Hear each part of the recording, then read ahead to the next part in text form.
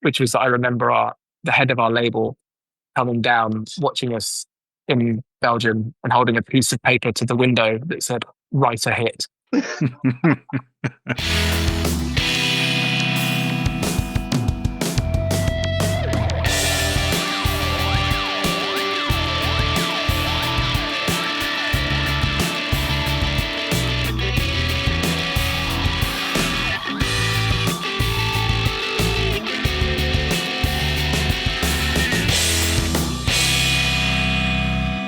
Welcome to the XS Noize Podcast, the chart-topping music interview show. I'm your host, Mark Millar. In this episode, I'm joined by Charles and Jack from White Lies. If you missed our last episode, I spoke with Aaron Starkey from the Slow Readers Club about 10 years of Cavalcade, so be sure to check it out. Since their debut album, To Lose My Life, in 2009, White Lies have built one of the most enduring runs in British alternative music. Dark, cinematic, and built for the big stage. Now they return with their 7th album, Nightlight, a record born from live rehearsals, captured in the room, and fueled by the chemistry of a band who truly know each other. In this chat, Charles and Jack talk about rediscovering the joy of playing together, finding new life in their sound, and what 16 years as White Lies has taught them.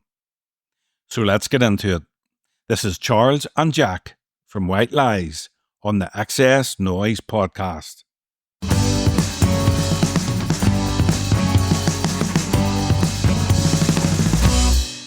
Hi Charles, hi Jack, welcome to the XS Noize Podcast. Good to be back. Thanks for having us. Yeah, thanks for having us. Good to have you back, Charles. First time for you, Jack. New album coming out soon, Nightlight. It's your 7th album. Does it feel like a milestone moment in the White Lies journey? I think that every album, to some degree, feels like a milestone when you've done that many. I mean, it's quite a surprise, I think, is maybe one way of putting it, to us to still be able to be doing this for, this long. I think it's a milestone maybe in as much as we feel like really confident with this record. It's 16 years in. Some of your peers have fallen away, but you've kept the momentum. What's kept the three of you pushing forward? We were talking about this earlier on, actually, and I think as much as anything, as cheesy as it sounds, the fact that, we were very good friends first and foremost for years before White Lies even existed or certainly got any success, that always helps. And, we've spent more time with each other probably over the last 16 years than we have, well, certainly than our family, possibly even our significant others and friends. So that has to count for something. I think in many ways we're more, this probably comes with age too, but we're just more content in both ourselves and in our sort of friendship and collaboration between us artistically too. Like, it's quite rare these days that we get into any major, certainly never any drama. In some ways it just feels easier and easier as the years go on. I can see how that might not be the case for some bands, like if certain underlying resentments or creative differences are left to fester. But with us, I think we've always been just so upfront about everything, and we've always kind of remained on the same page about what we like, where we gain inspiration from, and what we want to achieve, that it just feels really chill. And the making of this album has been probably the most relaxed of any of them. Yeah, I'd agree with that. And also, I would say also that something I think that certainly spurs me on to some degree, and I suspect all three of us, is like every now and then we just we have this realization that our successes or failures, but in general successes, they're not really just confined to the UK. We have a really genuinely growing fan base in Mexico, for example. And it's quite a large part of me every time we sort of get towards the end of making an album, which is already thinking about how exciting it is to think about what shows we're going to book in Mexico, let alone what we're going to do around Europe. I think to have places in the world which feel, incredibly exotic, incredibly exciting, and know that we can go there and actually still be a growing band is pretty wild and really exciting. This album feels like a turning point in how you approach the creative process. You know, Charles, you mentioned the set list is already packed with fan favourites. So if you're going to add new songs, they have to earn their place. So how much did that raise the bar when writing Nightlight? Do you know what? I agree with you. And I think, but in some ways, the counter to that is that we do approach touring and making a record like completely differently. I think we've always been a band that when we go on tour, we very much put our sort of entertainer outfits on, as our visas often call us. You know, we're entertainers. And so when we're putting a show together, even if we are promoting a new album, first and foremost, the objective every night is to just make people extremely happy and satisfied with their ticket purchase. And we're fully prepared, and there's no sort of like ego involved. That if we truly feel that requires us to play more or less the top 20 most played White Lies songs on Spotify or whatever, we'll do it, and then throw in, you know, a couple extra from the new record. But of course, there is always the ambition that when we make a record, we will record something that people also just really genuinely want to hear live, even as much as they want to, you know, hear the tracks from the first record or the first few records again. So we won't know the state of that until the album's out, until we start playing it. We're going to do some, as most bands, most acts do, we'll do some sort of like album release week in story type shows, I think. And those will be the moments where we, I think, test out the new album live quite intensely, see how it goes down in those. And then that will determine to what extent we add new stuff into the set list. But I think it's quite a nice way to think about it, to be like, when we go in to make an album, it doesn't matter if we don't create songs that, you know, are appropriate for a 45-minute set at a festival. Like, that's okay now. We have that covered. Like, we know that people will be entertained by us playing our sort of top 10 singles. And we're happy to do that. So when we go in to make an album, it's like, all right, but what do we want to do? What do we want to make for people to play in their car, you know, as a new thing from us? Or what do we want to make for people's commute for the next 6 months or something like that? And that's a very different mentality to prepping for like a night of entertainment as a show is. Jack, the band were keen to avoid the sofa overdubs style of recording this time and capture the energy of playing live. So how different did it feel for you behind the drum kit compared to the last albums? Yeah, I really loved it, to be honest. I think it is a completely different energy, and you don't have that slightly like taste of London spotlight on you, where you can see through the glass people talking about what you're doing but not hear what they're saying about what you're doing. And actually, the studio that we worked in was quite unique. It's the Church, which is in North London, and it's sort of everything's in the round. Like, the mixing desk is in the room, all the instruments are in the room. So like, you converse after each take. You play your version of the song. You talk about what you liked about that version, what you didn't like. And I think it allows you to be a bit more like instantly creative, or instantly, or maybe even more importantly, you could edit more quickly. Like, you can edit an idea. If you think like, oh, there was something to that, but that didn't work, let's do it again, or let's do it again, like one way or another. I mean, but the main thing is really it just, I think it just sort of maybe scratched an itch that the three of us have had to like challenge ourselves in a new way in the studio.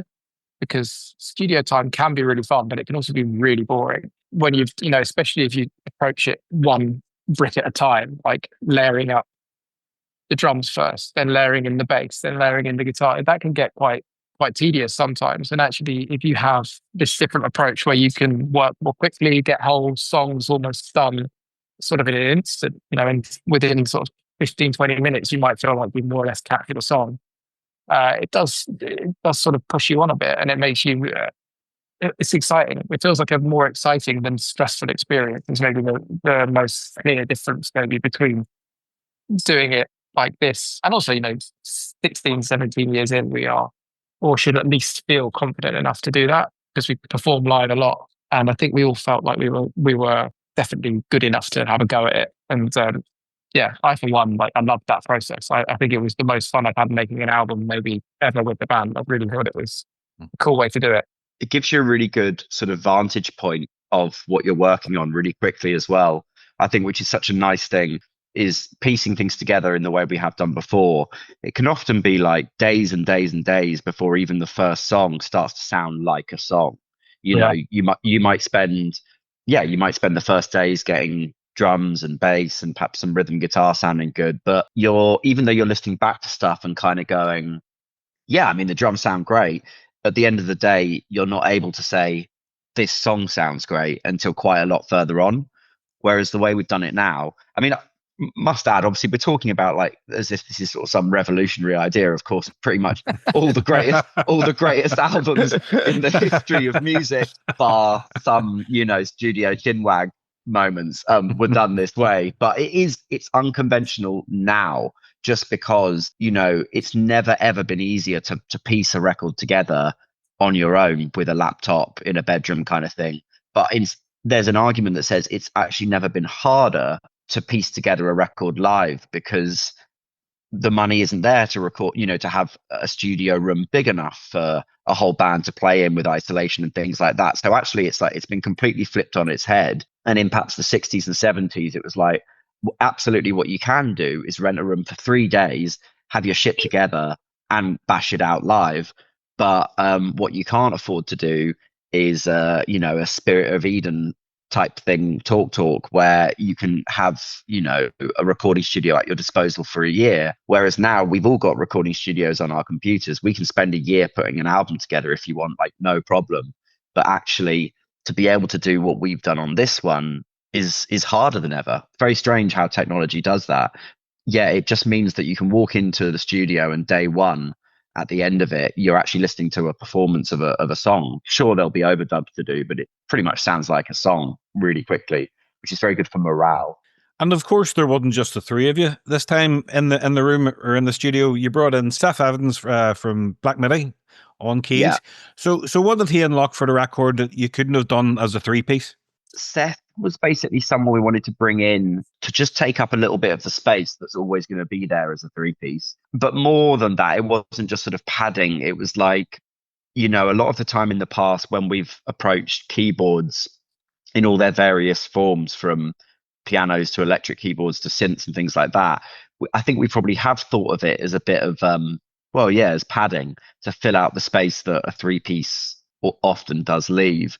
Whereas with Seth, we wanted someone who would kind of match the way that our ambition with arrangement has progressed over the past few years and the past few albums, even looking at things, back from our record 5. I feel like that was probably the first time where we were like, hang on, keyboards can play more than just a caricature within our music. They don't just have to be like the synth or the strings. They can actually have their own real idiosyncrasies and be kind of as important as a vocal, as a guitar, as a rhythm part. And basically, Seth is a massive jazz nerd at the end of the day, and we knew we needed someone with 12 fingers for the kind of compositions we were working on, and someone that had the chops as well to learn very quickly, to improvise very sort of intuitively with what we were doing.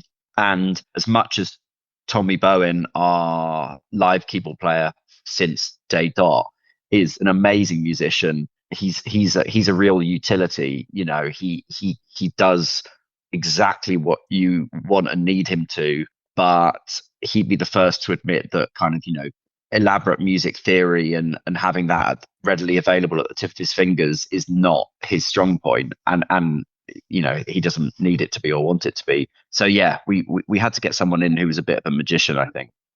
Also, I think it's worth saying that like the studio we were going into has like a lot of synth gear, and that is a wormhole. Like you can go into an expensive studio and spend a month just finding nice sounds on synths. Yeah, Seth has got real knowledge of like old synths as well, doing his production work and working with Black Midi.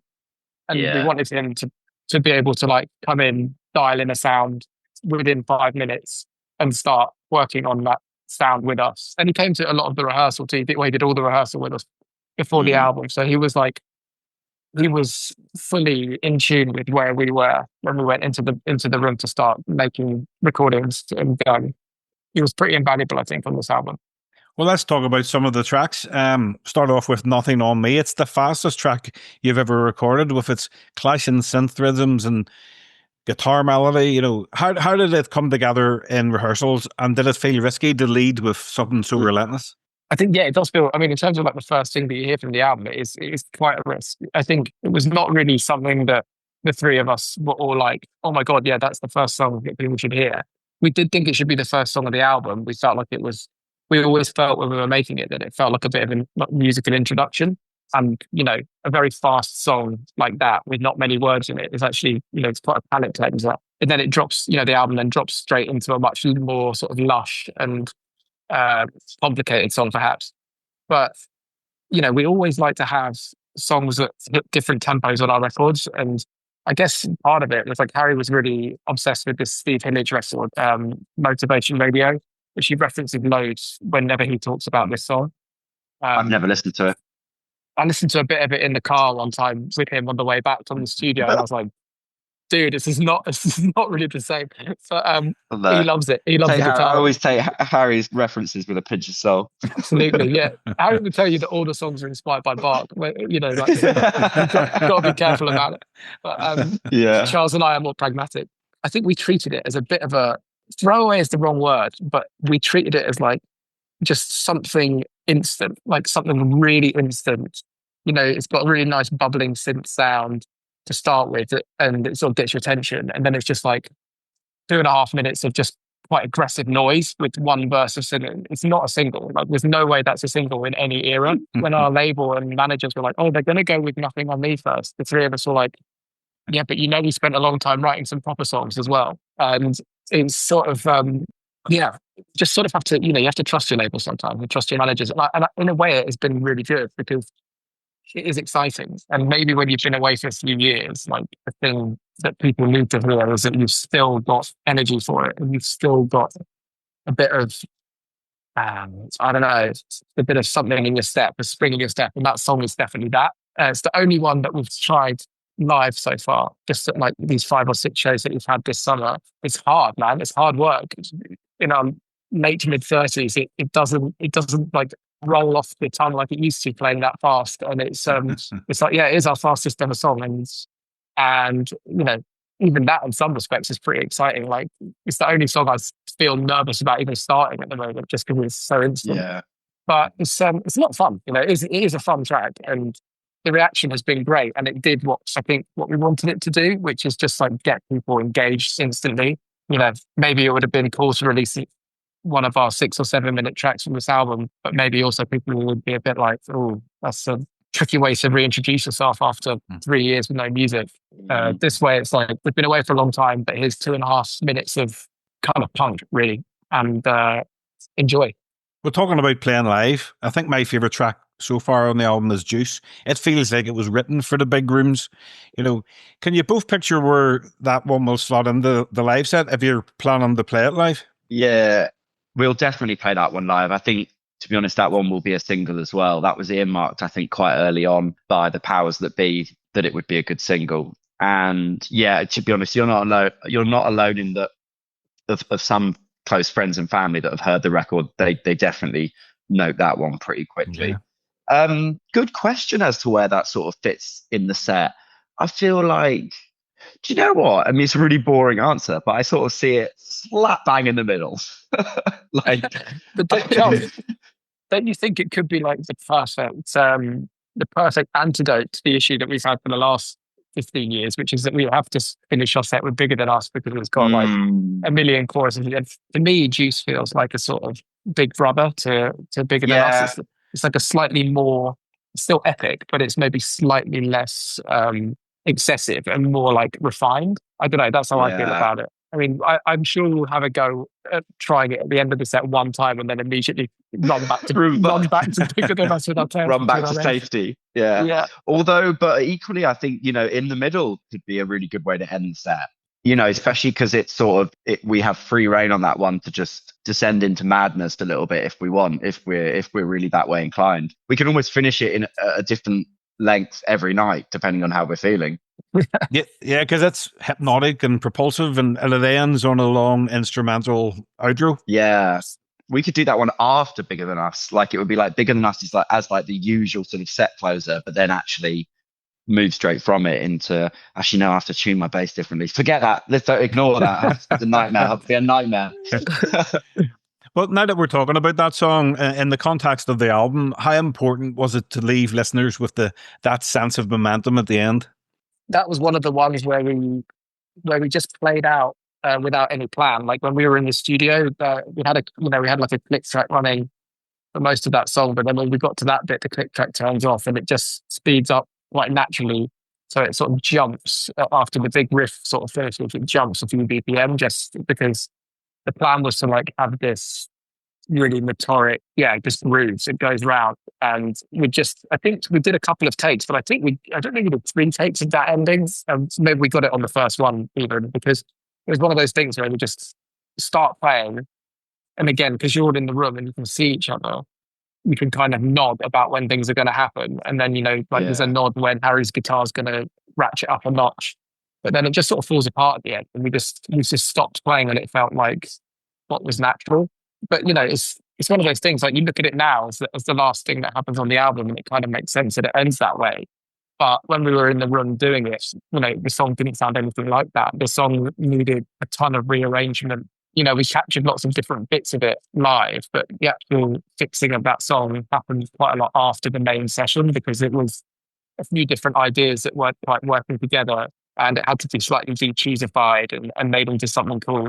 And I would say it's gone from being like maybe one of the cheesiest ideas that we've had for the record, which, we were slightly worried about because we kept on saying, oh, this sounds a bit like Meatloaf or something, to being this thing which sounds more like Stereo Lab or something. And like it's our manager's favorite live song in the last decade, comfortably. You really backed that track. And I think when we saw how much he was into that song, I think we kind of realized that we had figured it out right. I like as well that it feels like, to me, ending the album with it feels like we've just sort of put our instruments down for a little rest at that point. Like it kind of, it has a bit of a like ... to me, which makes me feel, and I think we haven't talked about this, or I suppose we've maybe hinted at it, but I think we all finished those album sessions in a different way. I feel like every other album when we finish recording, we've been like a real, like almost like a sigh of relief, a kind of like, oh, okay, it's done. Like, wow, that took a long time. And, whereas with this one, I feel like if push had come to shove, we could have kind of taken a couple of weeks off and then been like, let's write another 10 songs. Like everything's going well. This is nice. We feel inspired, like all good. And I think since that we've all sort of alluded to the idea that, we'd love to basically do another record with Seth involved in the same way as he was in this one. I feel like there's probably quite a lot of ideas still buzzing around in this chapter of our career. So maybe this is our Berlin trilogy, except instead of going to another city, we just hire a little man named Seth. So it's our sort of Seth trilogy. So I quite like that the album feels like it ends not totally unresolved, but just to kind of like, all right, let's just pause here for 18 months and then we'll pick this back up perhaps sooner rather than later. Was there a track that almost didn't make the record but ended up becoming an essential part of it? Yes. Nightlight, the title track, was, I'm not going to say it didn't nearly make it, but like it was definitely not, I don't think for any of us it was like a real front runner until quite late in the process. There are also 2 songs that we also recorded for the sessions that unfortunately pretty much have had to get the axe just because of vinyl time. We literally couldn't fit them physically on the record. And that was a very difficult decision as to which 2 we'd leave off. But one of those, and I might add, we're going to release both of them in some very cool formats at some point around the album as well. But one of those, I feel like, is going to be the kind of song where a lot of our fans give us a really hard time about it not being on the album.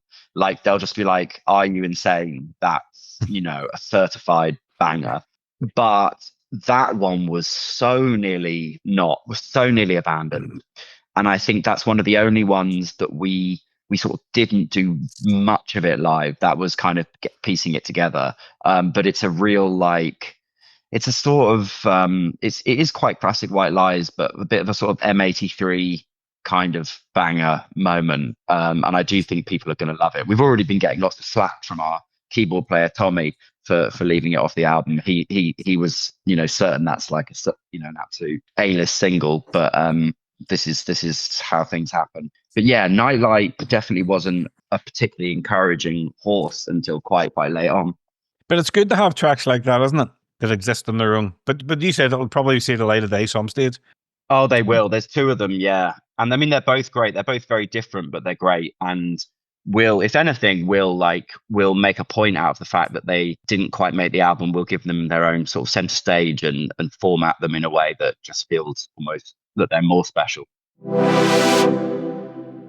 And you've just announced a run of UK and EU shows early in 2026, including the Roundhouse.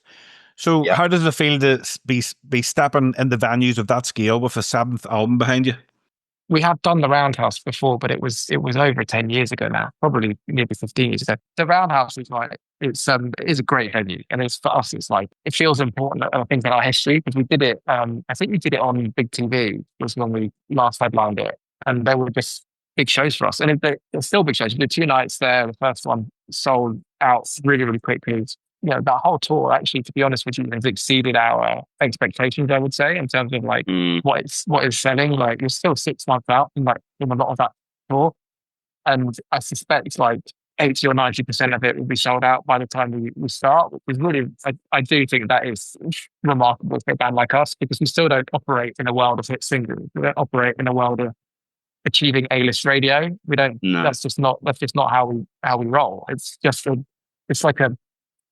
constant fan base who really love our music and know that we put on a good live show. And it sort of just gradually keeps building and the momentum's there. And yeah, I mean, putting those tickets on sale and seeing shows sell out, you know, on day one, it's a very reassuring feeling for a band like us. Like, more than anything, you know, when you get this long in the tooth with being a band, you just want reassurance that people still care, I think, to some degree. Yeah. And it definitely helps us with that, you know. Yeah. After such a fresh approach to making this album, do you see yourselves sticking with this play it live first model going forward, or was it a one-off experiment? I definitely think we'll do it again. I think it might not have been the right approach, you know, 6-7 years ago, but it is for us now. Even though, yes, we did, you know, use quite a lovely studio to do it. We only actually had the big room there for 2 weeks, and I think we could have easily done it in 10 days if that's what we'd had. And that's actually, you know, boring as it sounds, quite an economical way of making a record. It takes way longer than that if you're going to piece things together bit by bit. You end up spending a fortune. So I absolutely think we do it again, and I think we do it next time with a good track record, that it works, that we have fun, and that actually once the first few slightly awkward days of rehearsal, thinking, oh God, how are we going to play any of this, are over, it becomes a really like inspiring sort of method where you have all the room to sort of improvise and to change things very quickly on the fly, to change the key of the song, you know, from one take to the other, or change the speed of it, or delete a chorus by just not playing it, and you know, all sorts. It's very tactile way of putting a recording together. So yeah, if anything, I think it's been a bit of a revelation to us all. It's kind of like, right, you know, so if we just put a little bit more work in before rehearsing, then God, the studio can just be bliss. So in some ways, I actually think it'd be quite hard to convince us to go back to the other way now. I'd agree with that. I think it's also a little bit down to the sort of inspirations, I guess, behind the record, and like the things that we were watching and listening to, which lean into that sort of more 70s world. You know, if we then went away and wrote a whole record of dancier stuff, then I suspect we would be more hard pushed to justify doing it in that way. So like Charles, it's like it was a joyous experience, I think, for us. And we must go out and tell the world about recording music live, Charles. They'll never believe us that you can do it. Insane. It's mad. It's going to blow everyone's mind. Yeah. This part of the podcast it's called Quickfire Album Memory. So you've released 6 albums prior to Nightlight. I'll mention some of your albums and just let me know what's the first thing that comes into your mind, a memory, a story, or even just a word. So we'll start with To Lose a Life. Bowling. Bowling was we went bowling every night on that record. I have one very, very quick story about that record, which was that I remember the head of our label coming down, watching us in Belgium, recording it and holding a piece of paper to the window that said, "Write a hit." Did he actually do that? Yeah, do you not remember? We were in like the little rehearsal space in that ICP, and he had like a piece of paper that said, "Write a hit." It was like, oh dear. No pressure. Ritual from 2011. The difficult second album. Black Forest Gatto. We were working with a German engineer and friend, Max Dingle, who one day during the recording made a comment that he had never had an authentic Black Forest Gatto while living in the UK. And that weekend when we weren't recording, me and my dad, I was still living at home, and me and my dad found a sort of ancient, like 1800 German recipe for a Black Forest Gatto that we recreated and made and brought in the next week. And Max said it was definitely the most authentic Black Forest Gatto that he'd had in the UK. Yeah. Have to mention Big TV. It's my entry point to White Lies. It's my favorite.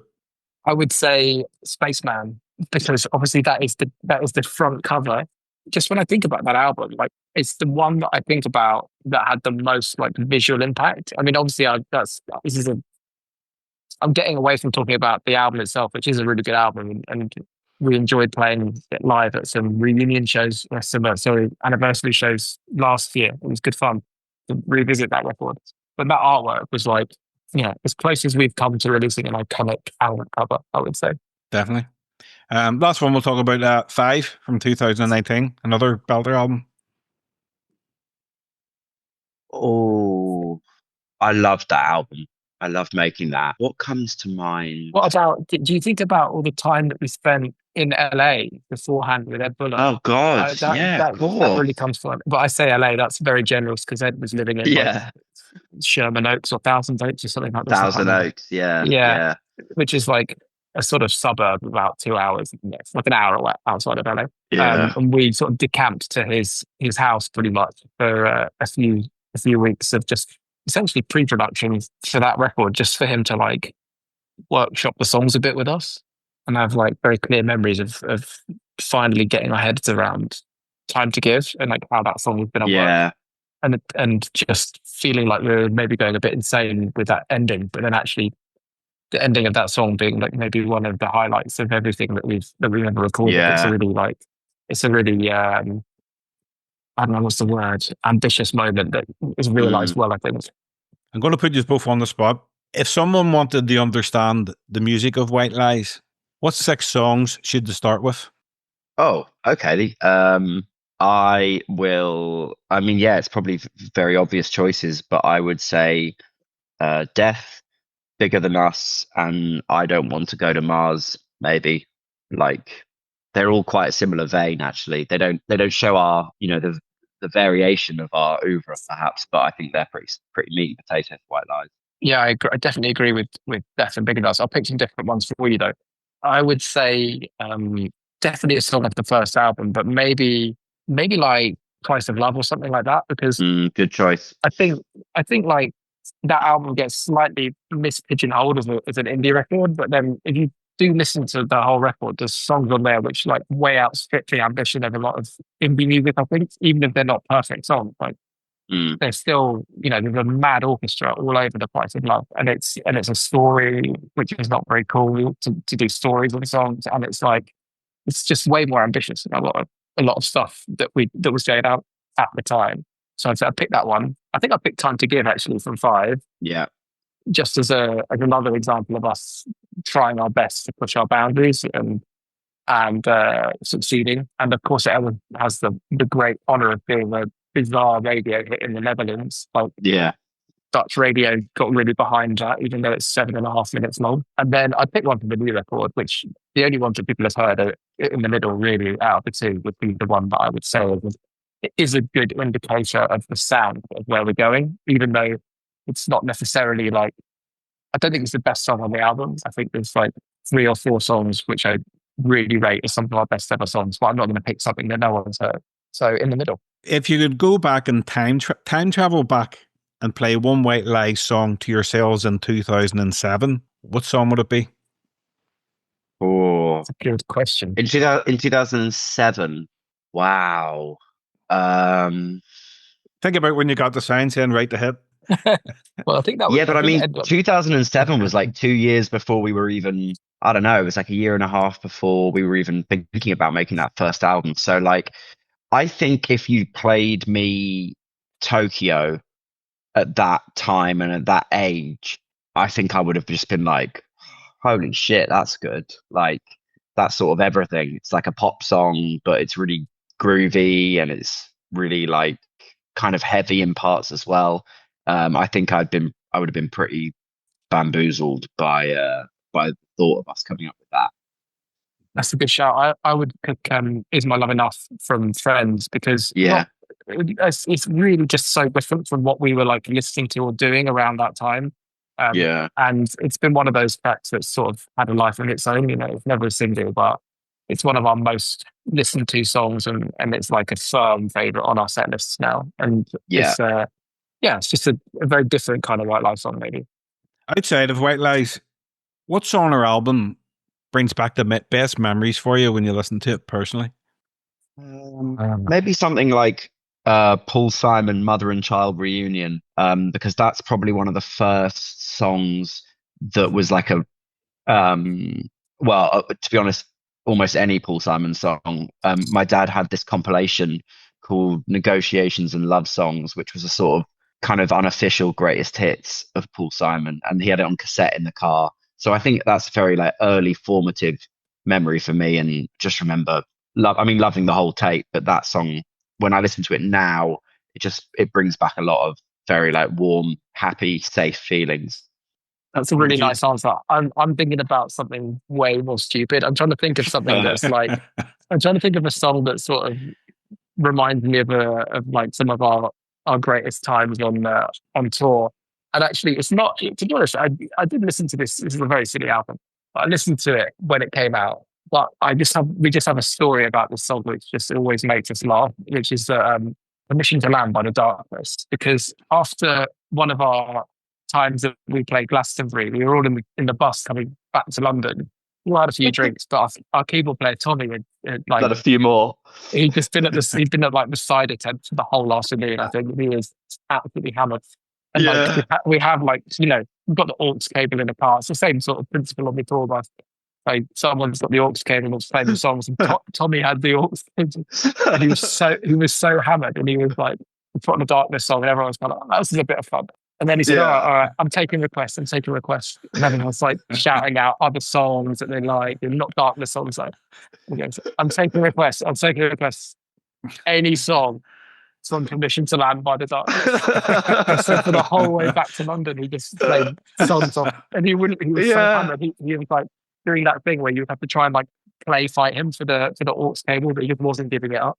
He was just so determined to only listen to The Darkness. So that always brings back a smile to my face when I think about that album. Yeah, no, that's a great shout. Yeah. Brilliant. Finally, guys, if you could relive one musical moment from your career so far, what would it be? It's going to be something Mexican, I expect. I imagine we both say that. I think probably it would be the show that we did at Corona Capital in 2022, maybe, Jack? Is that right? Yeah, it's 22 or 23. I can't actually remember exactly, but I would agree with that. Yeah, it was just like I mean, we've been, like Jack had said earlier, we've been sort of growing in a quite tangible way in Mexico for the last 16 years. And that was a moment where we stepped out onto effectively, you know, a sort of Glastonbury size, or at least a Reading size festival, on the main stage, just before the headliner, and were just met with like an ocean of people that were all kind of singing along, like, 100,000 people. And I think when that happens, you can't help but be a little bit sort of stunned. Like even having done it for this long, you do get a little bit rabbit in the headlights again. And so invariably those kind of experiences are over before they've started, and you're kind of then going, oh, what was that good? Did we just do that? And I think being able to like just go and play that show again would be great.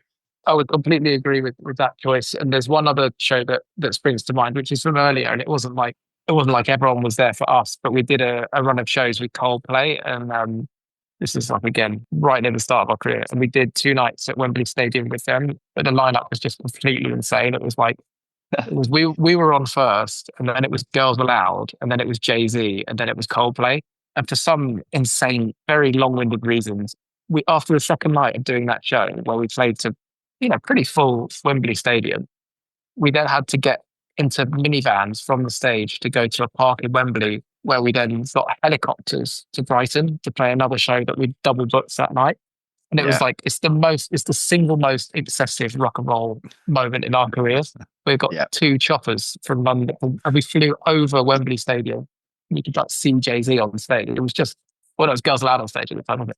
But anyway, it was, utterly like, it's one of those things where you can sort of explain it to people, and they'd sort of look at you and just be like, no, but that didn't happen. That didn't happen. Like, no, that literally happened. We literally did that, and it was a great day. Well, guys, that's me done. Thank you very, very much for joining me. Again, absolutely love the album. It's fantastic, and I can't wait to see it in January in Belfast. Yeah, brilliant. Thanks for having us. Thanks so much.